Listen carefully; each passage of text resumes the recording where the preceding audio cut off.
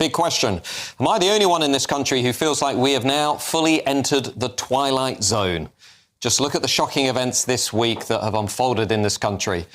Earlier today, we learned that many of the at-risk Afghans who our politicians smuggled into the country while gagging the press and refusing to tell you, the people, what was going on, well, now we learn that some of them have gone back to Afghanistan on holiday and that they forged their original documents in their case for coming to the UK in the first place. So Keir Starmer also this week told President Trump the UK has always had free speech. Check this out.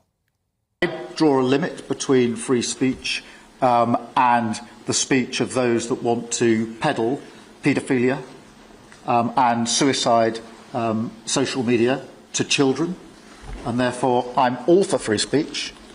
I'm also for protecting children from things that will harm them, paedophiles, those that peddle suicide, which has had a terrible consequence for individual, particularly teenagers.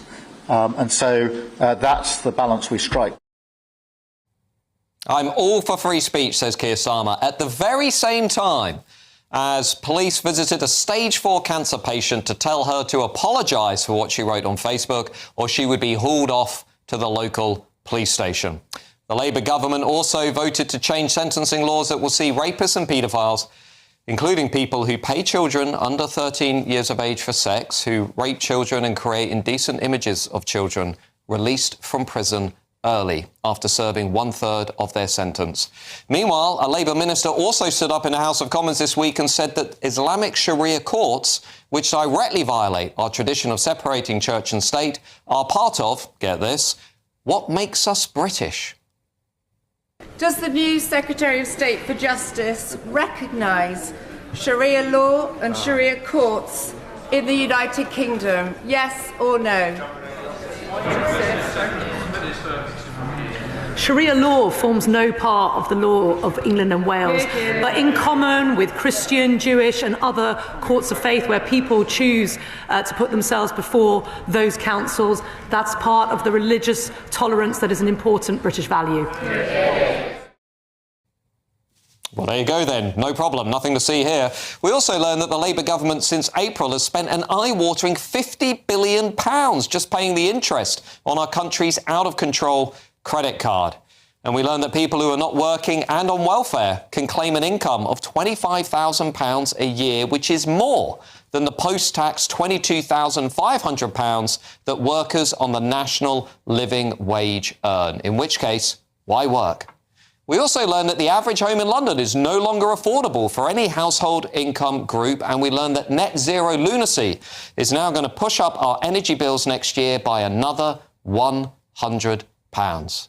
And we learned that Sadiq Khan's Transport for London officials have been suppressing taxpayer-funded research that found low-traffic neighbourhoods, another extreme net zero measure, do not reduce the use of cars.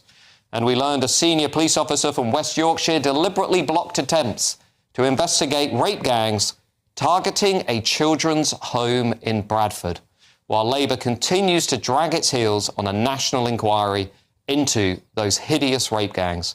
And we learned British taxpayers are having to pay £252 million to cover up unpaid medical costs for foreign citizens, medical treatments and costs that have not yet been covered.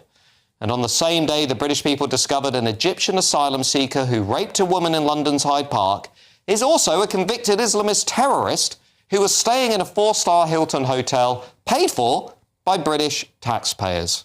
Labour's new Home Secretary, Shabana Mahmood, meanwhile, was dropping social media videos this week as if she'd personally assassinated Osama bin Laden, having managed to remove, 2 illegal migrants from the country.